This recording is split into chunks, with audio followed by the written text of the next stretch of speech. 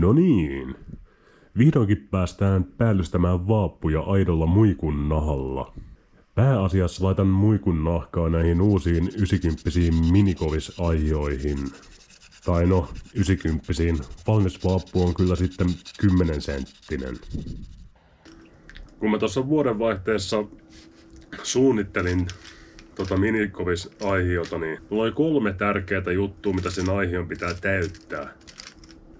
Sen pitää olla realistisen kokoinen oikeastaan kaiken kalan kalastamiseen. Ahven, kuha, vaikka järvilohi, jalokalat ylipäätään. Toinen juttu, että se pitää olla silleen realistisen kokoinen, että siihen helposti saa jonkun muikun tai kuoreen. Tai no vaikka norssin. Kolmas juttu on, että se toimii sekä kourulevyllä että porraslevyllä.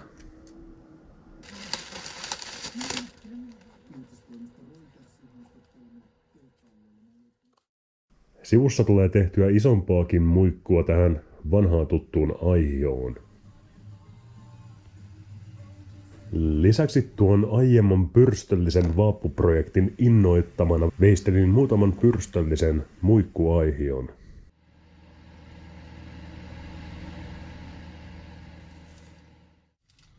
Tämä on jo... Onko tää 6. vai 7. setti, mitä mä teen nyt loppukesän ja syksyn aikana. Ja kuvasin mä ne ensimmäisetkin, mutta ei oikein tullut niin hyvää kuvaa, niin kuvataan nyt sitten osa tästä videosta tälleen niinku eri muikut, mutta samat työvaiheet. Tai kuvataan nämä alkutyövaiheet uudestaan. Joitakin työvaiheita tuon ihan tarkoituksellisesti jättämään välistä. Esimerkiksi toi pohjavärin maalaus. No ei se kauhean monimutkainen ole, mutta säilytetään se nyt salaisuutena. Näitä eviähän kannattaa ottaa kaikista kaloista, vaikkei vaapuksi meniskään. Niin kuin tuossa voipaperilla kuivaa pari päivää, niin ne säilyy todella pitkään. Ei homehdu. Ei oo koko paja sitten semmonen sillipurkki.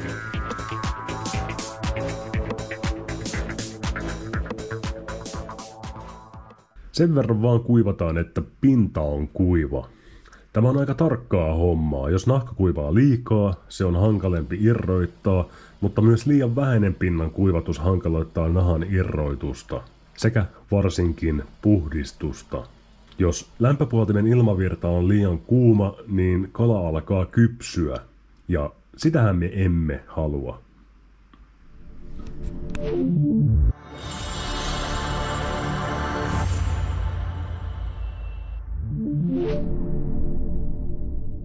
Jos epäilet, että kalannahkojen irroitus ja päiden tyhjennys aiheuttaa sinulle epämukavaa oloa, kannattaa tässä vaiheessa videota hypätä vähän eteenpäin.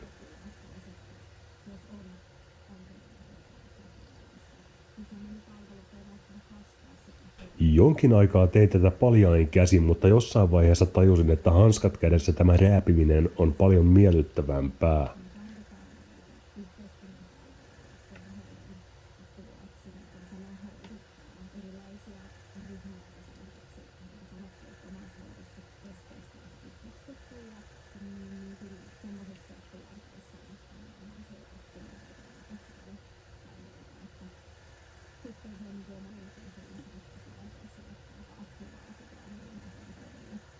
Päistä poistan kaiken, mikä lähtee helposti irti. Kidukset, silmät, niskalihat ja aivot. Pinsetit ovat paras työkalu tähän hommaan. Sitten vaan pää puoliksi ja puristus paperin välissä. Normaalisti teen tämän suoraan roskapussin päällä, niin vältyn turhalta sotkulta. Pää on tässä vaiheessa vielä aika heiveröinen ja pehmeä, joten varsinainen täysraaputus ja puhdistus tulee tehdä vasta kun nämä ovat kuivaneet tovin lämpöpuhaltimen ilmavirrassa. Kelatkaa miltä noi kädet haisee ton kaiken jälkeen. Pelkällä lämpimällä vedellä pesu ei auta mitään. Olen huomannut, että kun hankaa pyykinpesujauhetta kosteita käsiä vasten ja sitten pesee juuriharjalla, niin pääsee lemuavista käsistä eroon. Putsaamisen jälkeen nahat menee sanomalehtipaperin päälle ja nahan sisäpuoli paperiin päin ja nahan päällyspuolelle leivin paperi. Vaihdoin työtilaa tässä keskellä päivää, niin ne nyt muutti vähän tommosesta muodossa siihen, mutta ihan sama. Siinähän ne kuivaa ihan samalla lailla kuin ne olisi nätisti rivissäkin. Se on pajaorava. Tuolla asetonia pikkupurkissa.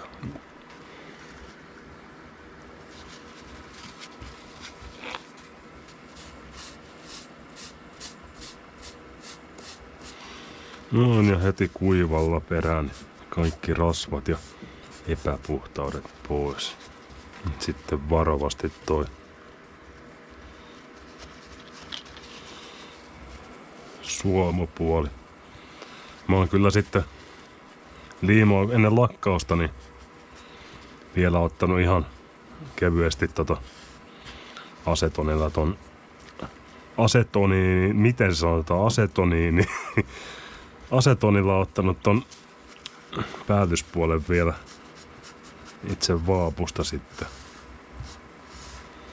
Mä oon näitä tehnyt silleen, että aamulla tai aamupäivällä tekee ne likaset hommat ja irrottelee nahat ja päät ja esiputsaa päät ja putsaa nahat ja sitten ne tossa sanomalehden ja leivinpaperin välissä sen 2-6 tuntia saa siinä olla ja sitten tää on vähän rennompaa hommaa. Voi tossa YouTubea ja Netflixiä ja mitä vaan tossa sivussa katsella ja ainut vaan, että aikaa tää vie. Jos mä niin kun aloitan vaikka 20 kalan setin tossa, no 20kin on aika paljon. 15 varmaan olisi realistinen. Aloitan tommosen 15-20 kalan setin aamupäivällä, niin 2-6 tuntia kun siinä kuivavat ja sit tuun liimailemaan, niin kyllä mä oon varmaan sit 3-4 yöllä vasta kotona, että silleen tää on mennyt. Mikäs tässä näin nostaa jalat ylös ja rauhassa liimailee. Kylkiviivaa suurin piirtein kohilleen ja näähän ei tämmösinä näytä vielä miltään. Kyllä se rupee muikulta näyttää, kun se saattaa selän maalauksen ja helmiäisvalkoisen vatsan, niin ne rupee kummasti muikulta sitten näyttämään.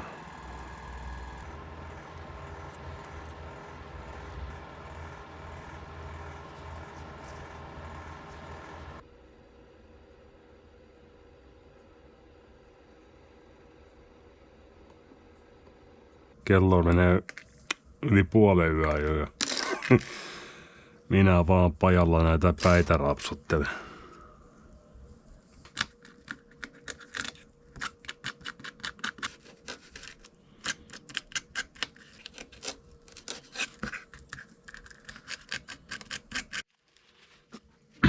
Ja asetonilla taas.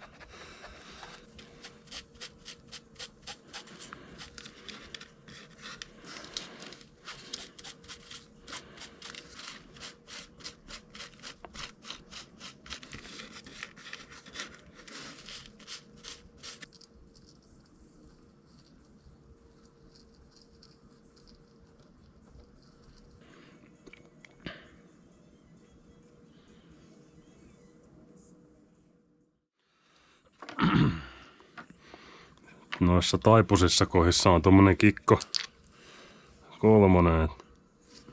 Käytetään tämmöstä pikaliimaa. Tossa on toi yksi huuli, mikä ei tuolta. Tää on ihan tilkka sinne ja 1, 2, 3, 4, 5 ja se on kiinni.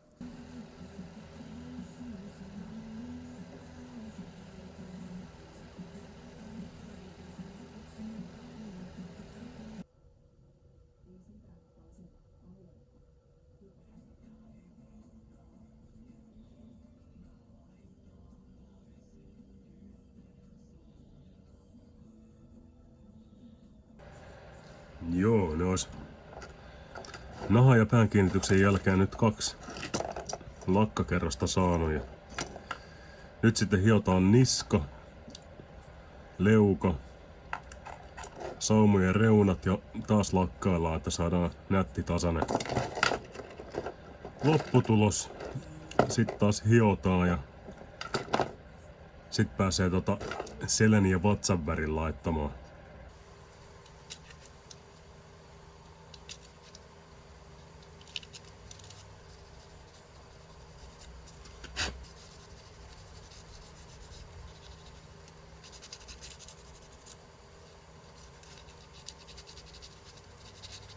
Ensiksi valkoinen pohjalle, että saadaan se kultavalkoinen korostettua sitten siihen päälle. Kuinka monta erillistä maalausta tulee muikkuun? Laskin ja taas uudestaan laskin, kun en meinannut uskoa lukua. Se on 10 erillistä maalausta. Ja iso muikkuun tulee 11, kun alakylkeen tulee selän lisäksi suomumaalaus. Vaikka sitä ei silmällä näkisi, niin maalauksista saattaa tulla vähän overspraytä. Ei missään nimessä haluta yhtään maalia tuohon aitoon nahkaan, niin kostealla paperilla käyn näitä vähän väliä läpi. Silmällä sitä ei näe, mutta aina paperiin jää jotain.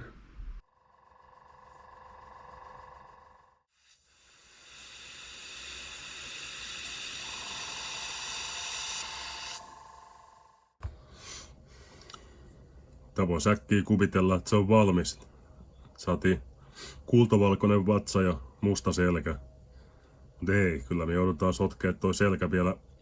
Vedettiin se selkä mustaksi nyt sen takia, että saadaan sitten hopea siihen päälle, mikä toimii sitten suomuille pohjavärinä. Ja siihen pohjavärin päälle sitten verkolla suomut ja mustat suomut niin kuin muikulla on.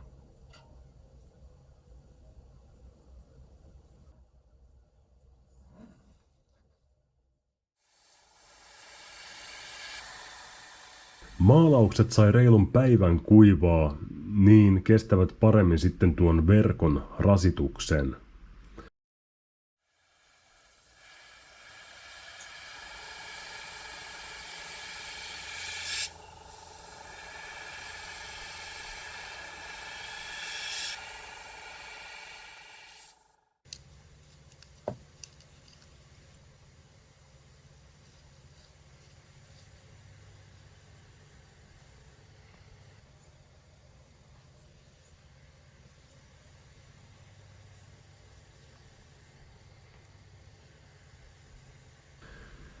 Näihin isompiin tuli lisäksi tuo alakylien suomumaalaus.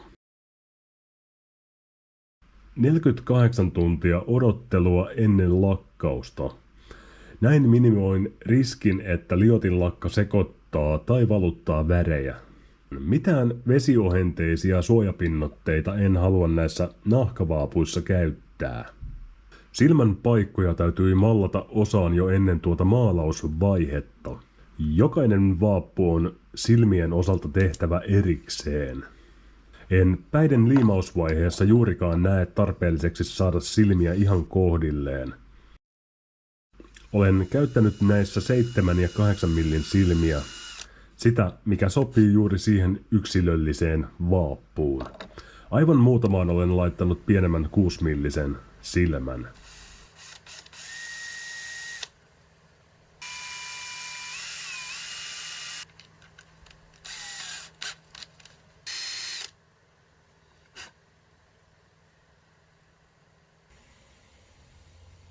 Tämä evien liimaus on sitten viimeisen päälle puuduttavaa hommaa.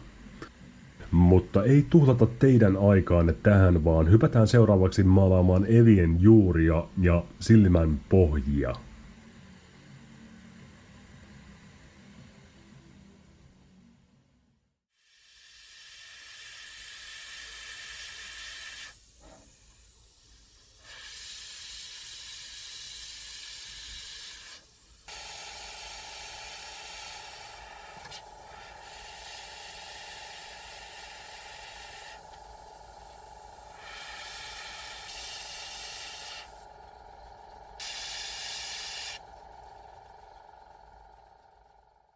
Tämä ei ole hätäisen hommaa. Taas se 48 tuntia odottelua ja taas lakataan. Onks tää oikeanpuolimainen nyt sitten joku uusi innovaatio? Meinaan ei mahu tosta oikein mikään vaappu sisälle tosta pienemmästä. Ajattelin, että olisin 2 purkilla dippailu, kun tuossa on niin paljon noita.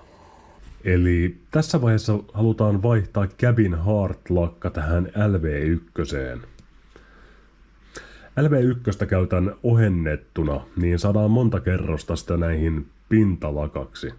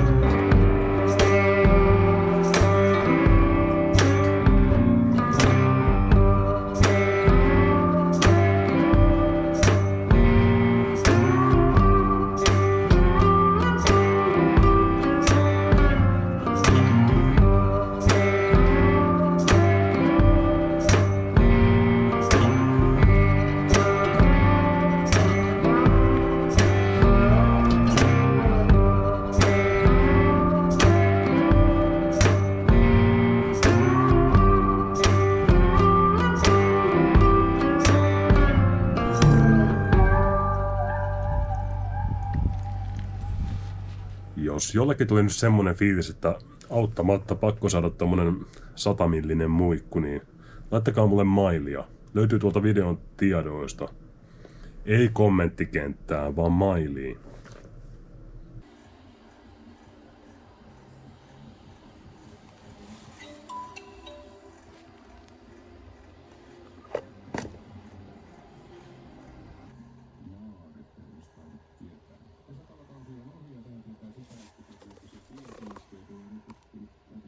Pyrstömuikut on vielä vähän kehitysvaiheessa, mutta ihan kivan näköisiä näistä tuli tälläkin kertaa.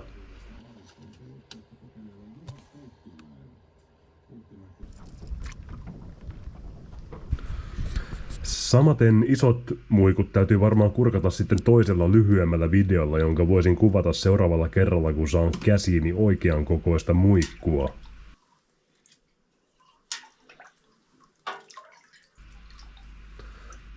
Tässä oli tämmönen yksittäinen veistämäni aihio. Tässä oli aika mukava uinti.